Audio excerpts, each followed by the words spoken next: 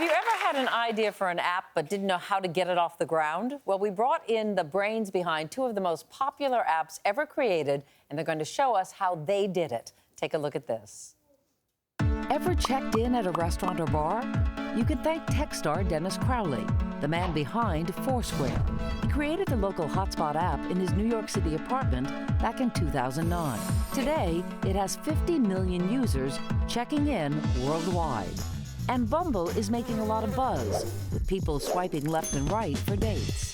Founded by Whitney Wolfe, Bumble puts women in control of who they connect with by making them make the first move. And they have over 33 million times.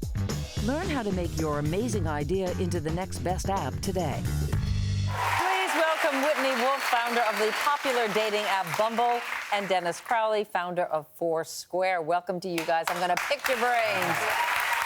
Okay. Neither of you had a tech background when you created your app. So, Whitney, how did you come up with the idea for Bumble in the first place? Well, we really looked at what was taking place for women in society when they dated. And we realized that there was a huge gap. Women were always expected to sit on their hands and wait for men to approach them, when that's pretty counterproductive, especially as we women are so ambitious and so independent these days. And so we looked at that and we really dissected that, and we realized if we made the women make the first move on an app, it could have a significant shift. And it did. Absolutely. Good for you. I love that idea. Dennis, how did you come up? That's almost a no-brainer to me when I think about it. It makes so much sense. How did you come up with your idea for Foursquare? Yeah, sure. So a lot of our ideas came just from living in the city for a number of years. And feeling overwhelmed with all the choices for things to do and where should you meet your friends. And so we really started out to build software that would make cities easier to use. And we've been working on this problem for about 10 years. I had a company before this that was called Dodgeball, and we sold it to Google, and we started working on those problems there. And then we ended up starting another company called Foursquare to continue solving those problems. Yeah, for you, it was not just about an app, it was about creating a company as well. Why?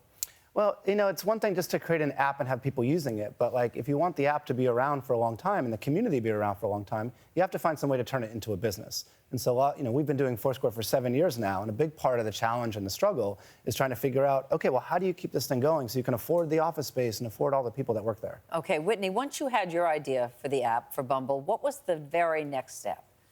Make sure your team is assembled. Bring passionate people together. I was fortunate enough to already be in the room with a lot of very successful, passionate people. What if you're not? Then you need to find that passion. Find people who have that same passion for the problem you're seeking to really go out and solve. And then from there, I think it's time to really look at the business plan and take the next step. So, any of these things obviously it seems to me would take a lot of money. How much money does it take to get this thing off the ground? It's entirely different for every business. Oh, really? Yes. So really dependent on what type of an app you're seeking to build. If you were just looking to bring two people together, it's very different than saying, I'm going to start something that requires makeup artists to show up at your home and, a car that has to drive you somewhere. So it's all very different. Okay. And so there's really no succinct answer there. No particular formula there. Right. Okay, so Dennis, you have the idea, you've formed your team. Mm-hmm. How do you get it out there so that people know about it? Yeah, well, the first thing is you have to find a way to get it, put it in the App Store, and is that easy to do? Well, you can submit, just submit it to, to the Apple Store, to the Android Store. It might cost $100 to do so. Some people start a company before they do that. But the big challenge is how do you get people to use it? And when we started Foursquare, it was 7 years ago. It was a lot easier because there was a lot fewer apps out there.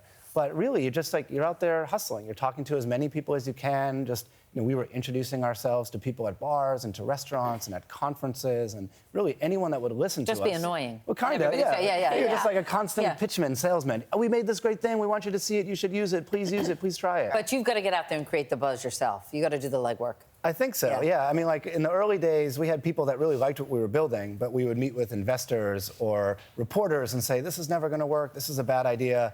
And we had to say, well, actually, I think it's a good enough idea to continue working on. Yeah, your idea is now worth hundreds of millions of dollars, so you're doing something right, yeah. So, this is a part of the equation I don't get, because some apps you have to pay a little bit of money for, a lot of them are free. So what's the best way to make money off your app? I think it's going to be different for every app that's out there. And sometimes there are games that will charge you $1 to download, or they might be, free to use, but you have to pay to unlock something inside. The other apps like Twitter or Facebook, for example, of course they're free, but they generate revenue by showing you advertising. So it's different for every type of product. And so, Whitney, I have no technical background at all, no expertise. You didn't either when you started Correct. Bumble, started to think about it. What is the one piece of advice you wish you would have had then? I would say don't be scared of what you don't know. You can always figure it out. Someone will have the answer, whether that lies in a bookstore or from somebody that you consider a mentor. Don't let what you don't know be a hindrance to your idea or to your goals. So if the idea is good, run with it. Correct. If you're passionate about it, go for it. Whitney, Dennis, thank you so much. Our thanks to Whitney Wolfe and Dennis Crowley.